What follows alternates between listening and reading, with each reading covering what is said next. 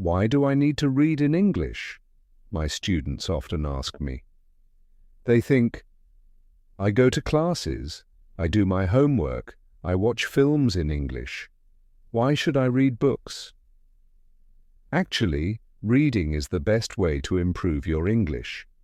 I will tell you why. First, reading is very important.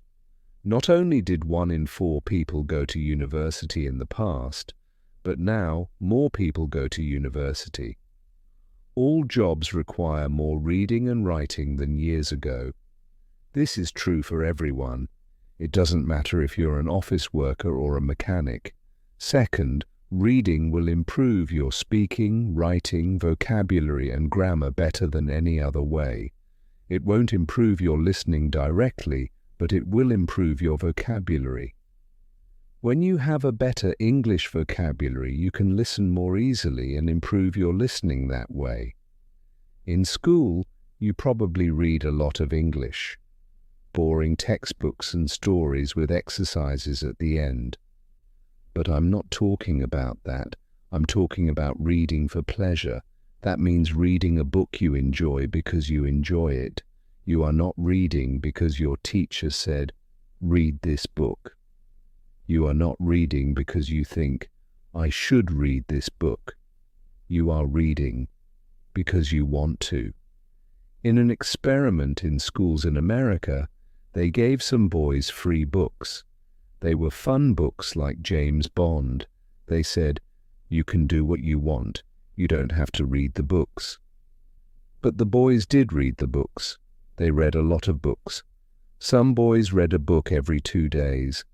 After years, they gave the students a test.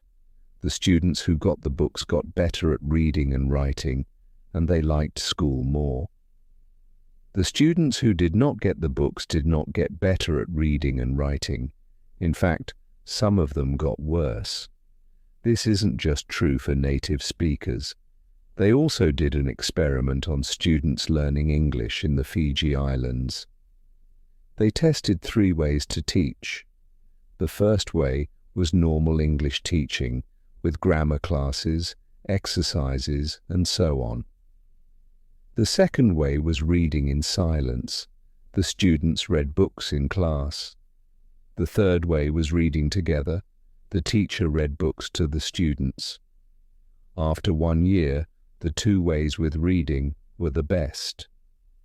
They were much better than the students who did normal English classes. They did the experiment again, this time in Singapore. There, the students who read in silence did very well. They did the best in grammar tests.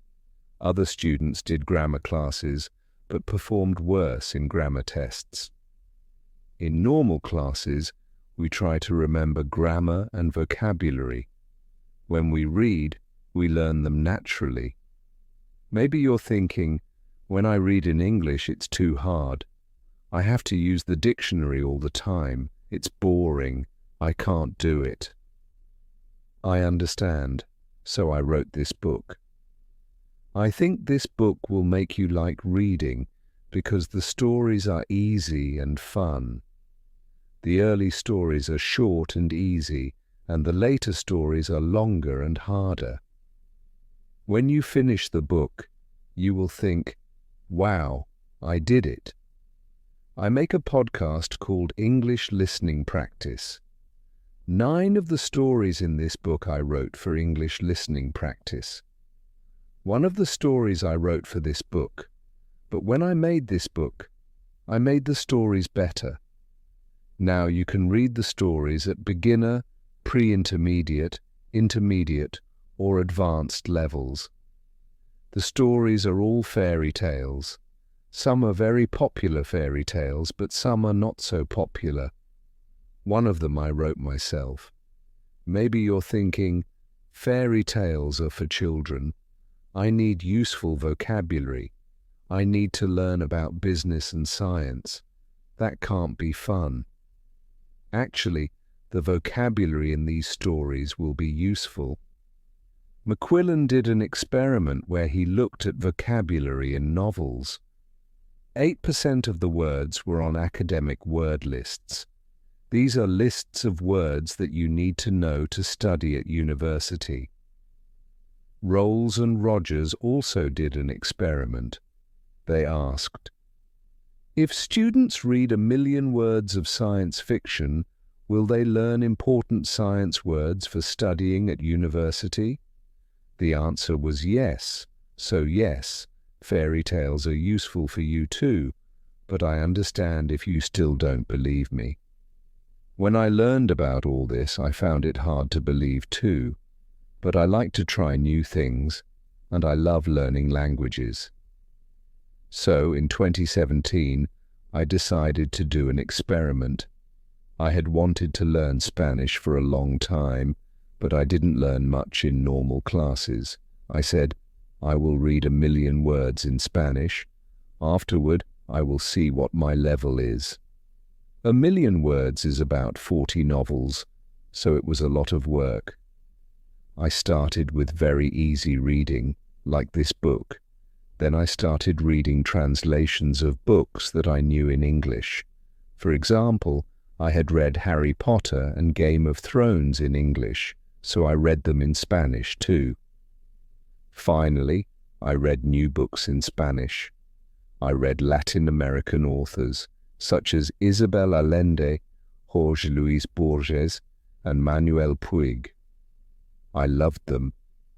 I also listened to podcasts, but I always read the transcripts and added the words to my goal.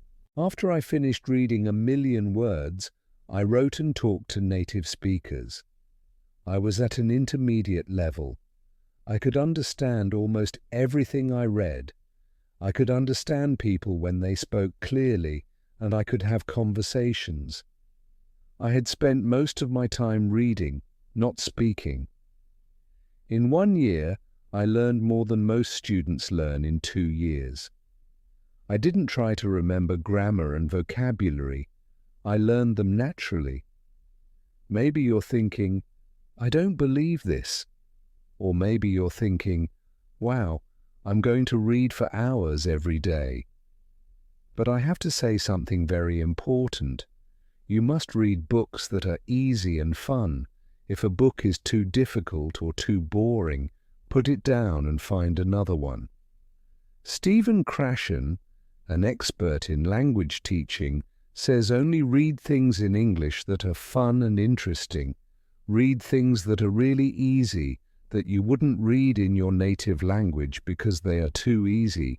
So you can read comics, magazines, detective stories, romance stories, and so on. Don't feel bad about reading translations. If you read very easy books, when you see a word you don't know, you will understand the meaning easily. You won't have to use a dictionary. So what is easy? Experiments show that you should understand at least 98% of the words in the text. 98%. That's so high, I know. But let me show you an example. Here's a text where 50% of the words are not real words, so you should understand 50% of the words. Jerry fled out of bed and opened the curtains. He blamed to himself as he made breakfast. He made coffee and put butter on his puffer. Someone called his phone and he picked it up. He was very surprised by who was tingling, so his inky fell on the floor.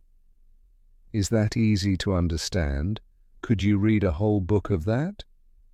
Here is the same text, but only 2% of the words are not real, so you should understand 98% of the words. Jerry jumped out of bed and opened the curtains. He sang to himself as he made breakfast. He made coffee and put butter on his toast. Someone called his phone and he picked it up. He was very surprised by who was calling, so his inky fell on the floor. How was that? You probably didn't understand everything, but it was more fun to read than the first text. That's why reading for pleasure is so great. Maybe you don't understand everything, but you understand enough to follow the story, and you don't have to pick up a dictionary. So, If you find that this book is too hard, read something easier. If you find it boring, read something more fun. I know that not everyone likes my writing, and that's okay. Find a book that is good for you. When we have fun, we learn much more. Because I want this book to be fun, it has no exercises in it. I thought about adding them after each story, but I don't think it's a good way to spend your time. Instead, you should read more. Read for pleasure. If you finish this book, you can try the level above. Because you already read the stories, you will know them well, and it will be easier to understand. But maybe when you finish this book, you will love stories. I hope so. If you do want to read more, you can listen to my podcast, English Listening Practice. I write a new story every week with audio and text, and there are over 100 episodes for you to listen to. We can improve our English with such beautiful stories. Let's listen to this story. This will improve your English speaking skills unprecedentedly. Do you want to improve your English? Do you want to speak English more fluently? You see, the English language changed my life. I was born in Hong Kong, so English is not my first language. My first language is actually Cantonese. My second language is Mandarin because my mother is from Taiwan, and my third language is English. So when I first immigrated to North America, I couldn't speak a word of English. English. And I know some of my fans have said that you're tuning into my videos because you want to learn how to speak the English language. I find that that's kind of interesting. So today, I want to share with you 5 steps to improve your English fluency. 5 things that I did to learn the English language. Step number 1 to improve your English fluency is actually very simple. Don't give a damn. That's right, don't give a damn. Speak whenever, wherever, however. It doesn't matter if you speak with an accent. I still speak with an accent and I talk to tens of millions of people every single month. It doesn't matter. Forget how people will judge you. Forget how people will think of you. All this stuff doesn't matter. Just speak as much as you can. If they don't understand you, say it again. If they still don't understand you, say it again. Just keep saying it. I remember because I spoke with such a thick accent. I sounded like Jackie Chan. I can still speak with some Chinese accent like, hey, yeah, this and that kind of stuff. But you just speak. You just speak as much as you can because that's how you get comfortable. You would not guess if you're always thinking about, oh, to understand a culture, to understand philosophies, you need to understand the language. So, when I learned the English language, I also learned a lot of other things about the culture, about business. Of course, that's what I do. So, language is not just something that you use to communicate. Language is also something that you can train your mind with. So, understand that. Step 4. Immersion. You have to immerse yourself. When I was learning the English language, what I did was listen to music every single day. I would listen to English music, English songs, and try to sing along and just learn it. It was very, very difficult. I was listening to rap music, which was way too difficult. I gave that up. But I was watching English movies without subtitles, and I would listen. At first I wouldn't understand. I would understand maybe 5% of it, right? And then I would understand, I think, oh, that's what she means, and 10%, 20%. As my English improved, I noticed I would understand the movie more and more. So, you have to immerse yourself.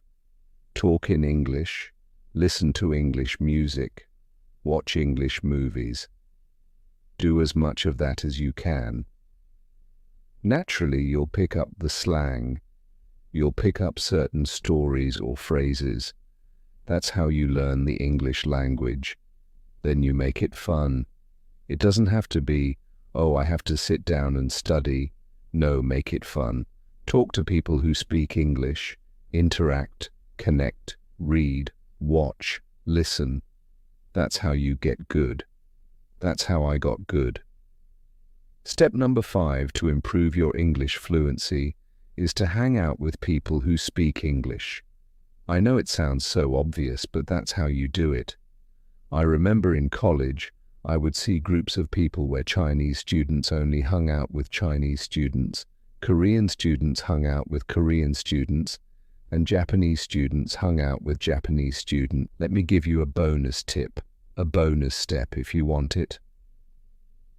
Step number 6 is going into a state of overlearning.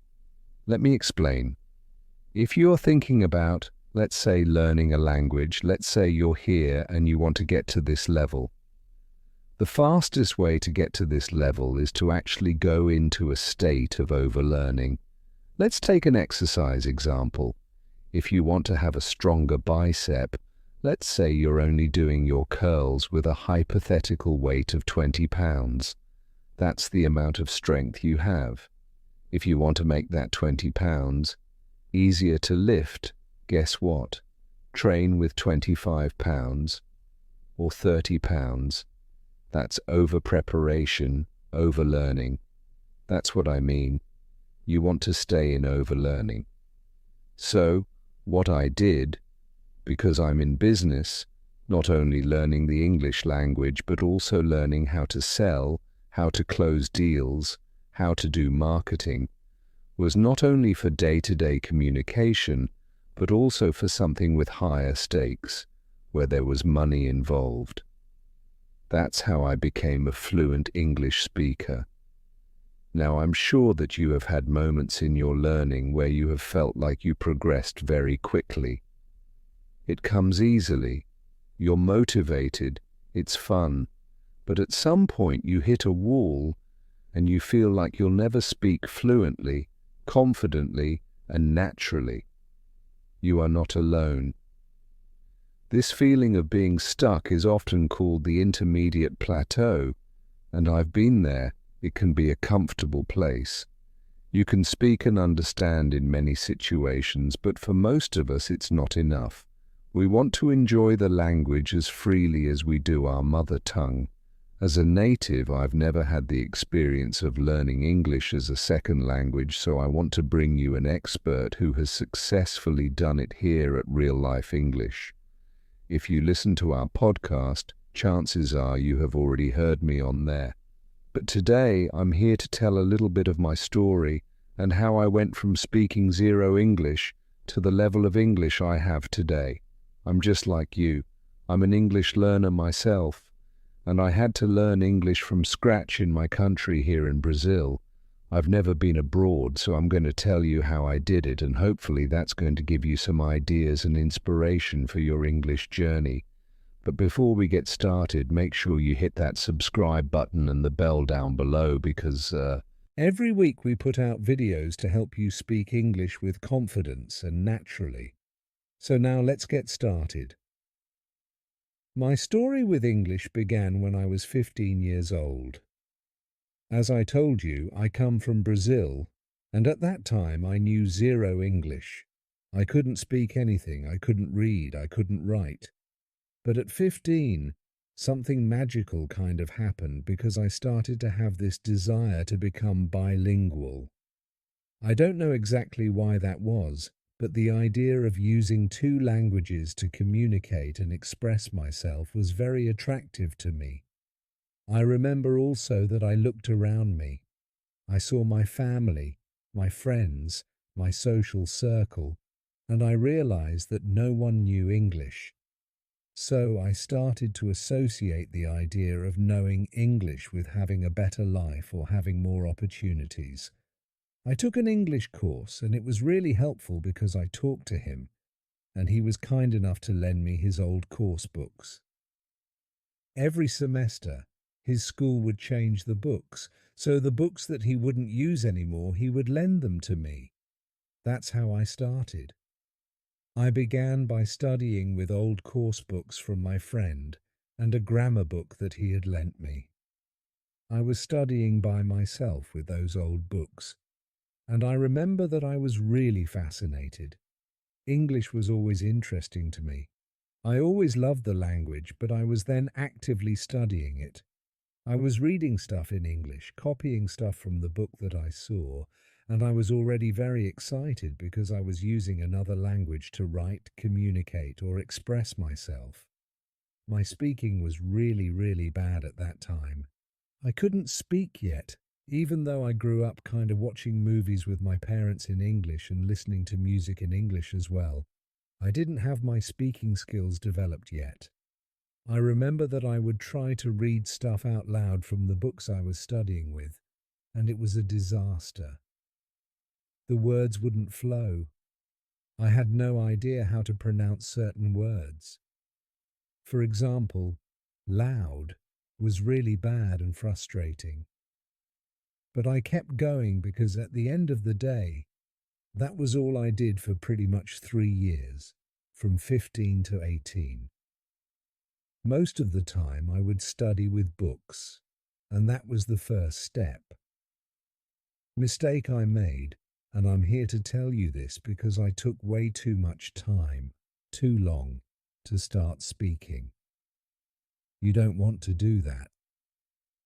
At that time, 20 years ago, it was much more difficult to find people to practice speaking with, so I just studied with books.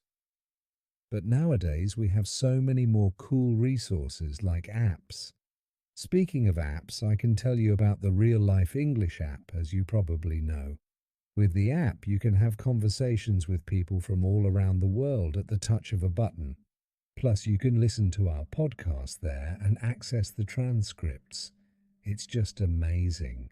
So if you haven't downloaded the app yet, make sure you do that because it is one of the resources that, for example, I wish I had when I was learning English and trying to improve my speaking 20 years ago. But then something magical happened in my life when I turned 18. I started working, and I have to say that my work experience, the jobs I've had in my life, was crucial in my English development, especially the speaking and listening skills. Let me explain. My first job was at a drugstore where I worked as a cashier. But there was something interesting about that drugstore. The peers would see me at lunchtime, kind of eating and studying at the same time. So pretty quickly, I became the English guy at the drugstore. Every time a foreign customer came in, I was the one to be called, "Hey Chicago, there's a foreign person here, go help that person." Then I would go there and speak in English with those people and try to help them out. I remember one time it was kind of funny. I was at the cash register talking to an American customer, a lady. I was trying to talk to her in English and explain that I had never been abroad and everything, but I was still learning the language. I said, "Oh yeah, I've never been abroad." And she kind of stopped me and said, "Oh, I think you mean abroad." I was like, "Oh, abroad. Oh, thank you very much for the correction. I appreciate that." So that was one example of how having these little interactions with customers helped me. Sometimes I would say something wrong, like abroad, and then the person would help me by correcting me. I had many of these small interactions that were really useful. This is another tip that I can give you. Be open to correction. If somebody corrects your English, your pronunciation, or the way you use a word, this is actually great. I was speaking to Americans on the phone 6 hours a day, 6 days a week for a year. So in a way, it was my version of living abroad. It was my version of having an exchange program because I was really speaking to natives for a year. That really helped me with my speaking skills and my listening skills. But it's important to mention that I only got that job because I already knew enough English to get it. All those years that I spent working and studying paid off because those years allowed me to get this job, and then I improved even more. So here's what I have to say to you. Keep learning, keep developing yourself, and start looking for job opportunities that allow you to use your English on a daily basis. You're going to improve even more. Between those jobs, that was actually the moment when I really started to create my own immersion in English. Now, because I was already using English in my daily routine at work, I was really serious about it. Everything I did was in English. Watching movies in English, series, listening to music. I love rock and roll, for example, so I always listened to my favorite bands in English. With my very first paychecks, that's what I did. We didn't have Netflix or streaming services at that time, so I actually would go to media stores to buy DVDs and CDs. By the way, if you want to know my exact step-by-step process that I used to improve my English with movies and TV series, let us know in the comments. Maybe I can make another video in the future explaining how I did it. Finally, there is one weird thing that happened in my life that really helped me take my English to the next level, and that was becoming an English teacher. I started teaching English at 21 years old, so it's been 14 or 15 years now. I have to say that teaching English and helping people with their English was actually an experience that really helped me master the English language to a whole new level. When you teach, it's like you are learning again. When I have to teach a class or help someone, I have to prepare. I have to study the topic myself, be familiar with it, think of different ways to explain things, and give examples. That mental process really helps me better understand the topic so I can explain it to my students. It's a win-win. If you teach somebody, you win, because you are kind of revising information and studying it again, and the other person benefits because they are learning new stuff with you. Thanks for joining me today on English. If you found this lesson helpful, don't forget to like, subscribe, and click the bell icon to stay updated with all our latest videos. Keep practicing, stay curious, and I'll see you in the next lesson. Happy learning, everyone.